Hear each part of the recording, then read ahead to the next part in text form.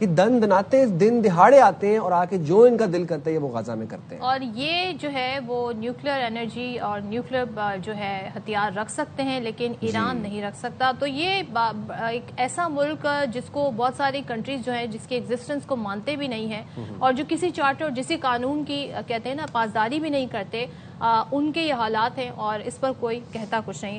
چلیں جی بات کر لیتے ہیں ماہر بین الاقوامی سید محمد علی صاحب نے ہمیں جوائن کیا. Thank you so much join کرنے کے لیے. علی, میں یہ جاننا چاہتی ہوں اس وقت جو ایران اور نے لبنان کی سیز فائر کی شرط رکھی تھی, بڑی اس حوالے سے ظاہر معقول شرط ہم اسے کہیں گے کیونکہ جس طرح کی حرکتیں اسرائیل کی لبنان میں جاری ہیں وہ غازہ پیٹرن ہمیں نظر آ رہا ہے. اب بڑا اسپوائلر بھی کہا جا رہا ہے ان مذاکرات کو لے کے اسرائیل کے حوالے سے. تو آپ سمجھتے ہیں کہ یہ خاص طور پہ جان بوجھ کے بائی پلاننگ بائی اسٹریٹجی یہ کیا جا رہا ہے اسرائیل کی جانب سے تاکہ یہ جو مذاکرات ہو رہے ہیں اس پر اثر انداز ہوا جا سکے؟ بہت شکریہ صدف. میں سمجھتا ہوں اس کے دو ممکنہ پہلو ہیں.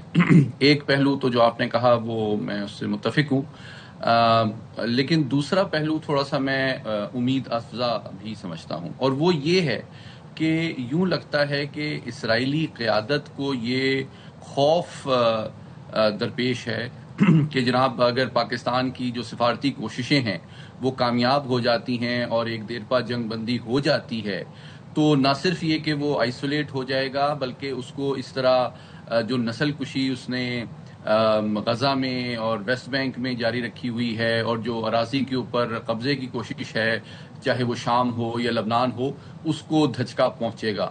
تو جو چند دنوں میں جو بہت زیادہ اسرائیلی کارروائیوں میں اضافہ دیکھنے میں آیا ہے, میں سمجھتا ہوں عین ممکن ہے کہ اس کے پیچھے یہ خوف کار فرما ہو کہ جناب اس چند گھنٹے اگر رہ گئے ہیں, چند دن رہ گئے ہیں, اس میں جتنا زیادہ سے زیادہ نقصان پہنچایا جا سکے, جتنا زیادہ زمین پہ قبضہ کیا جا سکے وہ کر لیا جائے, کیونکہ بعد میں شاید اس کو موقع نہیں ملے گا.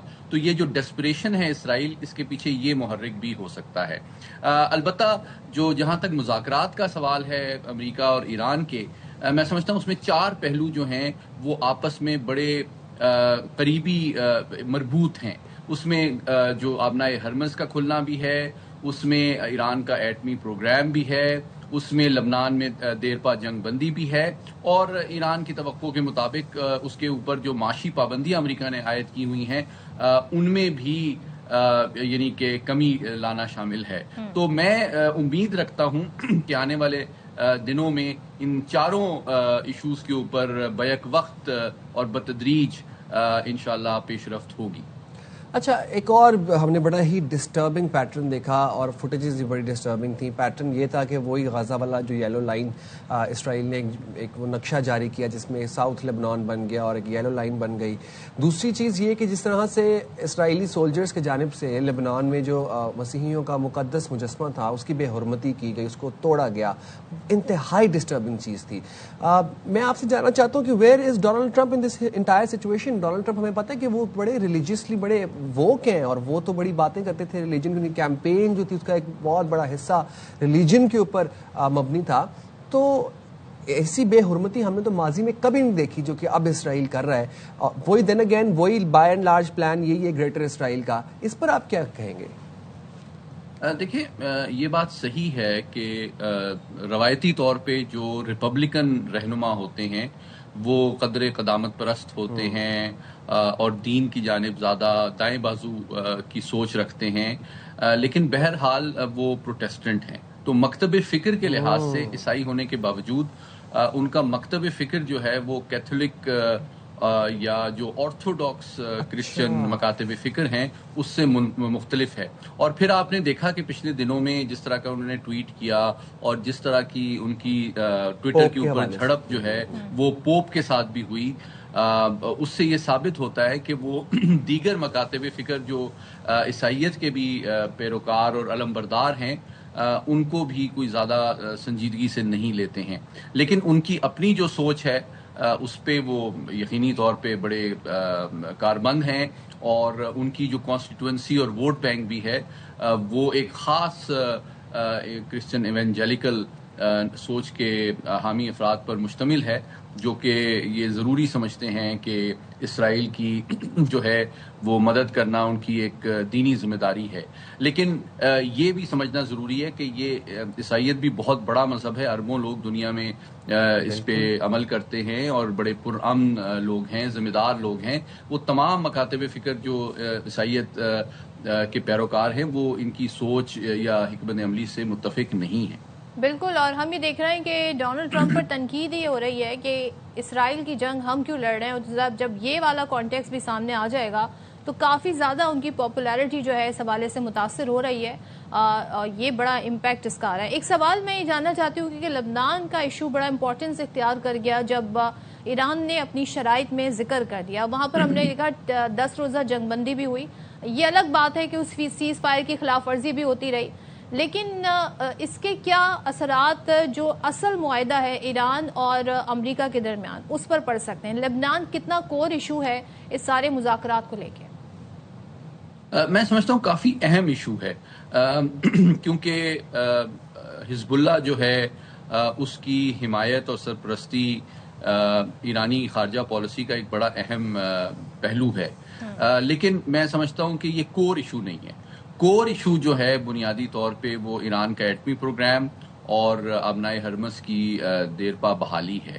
اور اگر ان دو، ہاں یہ ہے کہ لبنان میں دیرپا جنگ بندی ہوتی ہے اور تھوڑا سا معاشی جو پابندیاں امریکہ کی ایران کے اوپر ہیں ان میں امریکی قیادت لچک دکھاتی ہے، تو بتدریج جو زیادہ پیچیدہ معاملات ہیں خصوصاً ایران کے ایٹمی پروگرام کے حوالے سے یا ابنائے ہرمس کے کھلنے کے حوالے سے، اس میں بھی مثبت پیش رفت کی توقع میں دیکھ رہا ہوں. رائٹ. اور یہ بھی ذرا سید محمد علی صاحب اس پہ روشنی ڈالیے گا کہ ظاہر سی بات ہے وار ٹائم ریٹرک ایک چیز ہوتی ہے، وی انڈرسٹینڈ دیٹ، بٹ ایسا بھی کیا ریٹرک کہ جو مذاکرات، سیز فائر، ان تمام ایشوز کے اوپر اثر انداز ہو رہا ہے اور ہیویلی اثر انداز ہو رہا ہے. ایران بارہا یہ بات کرے کہ ہمیں دباؤ میں نہ ڈالیں، ہم کسی پریشر میں نہیں آئیں گے، لیکن ڈونلڈ ٹرمپ کی وہ ٹویٹس اور ٹروتھ سوشل پہ جو لمبے لمبے پیراگرافس ہیں ان کا سلسلہ نہیں رک رہا، اور ہر نیا بیان پہلے بیان سے مختلف ہوتا ہے.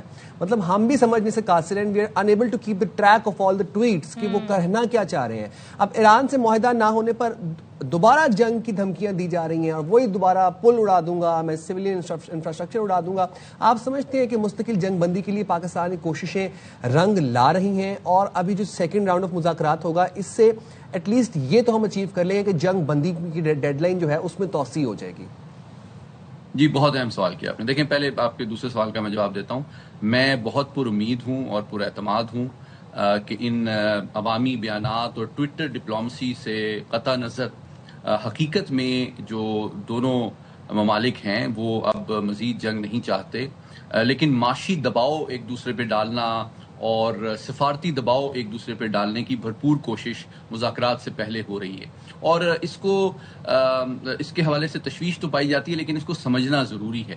دیکھیے بنیادی بات یہ ہے کہ جب صدر ٹرمپ کوئی دھمکی آمیز ٹویٹ دیتے ہیں یا ایشو کرتے ہیں تو اس کی ٹارگٹ آڈینس، اس کا جو نشانہ ہے وہ صرف ایران نہیں ہوتا. وہ ان کے اوپر میں آپ کو بتانا چاہتا ہوں کہ ایران کے مقابلے میں کہیں زیادہ دباؤ ہے صدر ٹرمپ کے اوپر، اور ان کے اوپر دو ایسے دباؤ ہیں جن کا سامنا شاید ایرانی قیادت بھی نہیں کر رہی. ایک تو داخلی سطح پہ جس کا آپ نے بھی حوالہ دیا کہ ایک تو ڈیموکریٹس بھی ریوائیو ہو گئے ہیں اور وہ ان پہ پہلے تنقید کر رہے تھے کہ آپ جنگ میں غلط جنگ آپ نے چھیڑ دی اسرائیل کے لیے، اب وہ تنقید کر رہے ہیں کہ جناب اگر آپ ڈیل کر رہے ہیں تو آپ کہیں امریکی مفادات پہ سمجھوتا تو نہیں کر رہے. ایک تو ڈیموکریٹ کیمپ بھی ایکٹیو ہو گیا ہے، دباؤ بڑھ گیا ہے.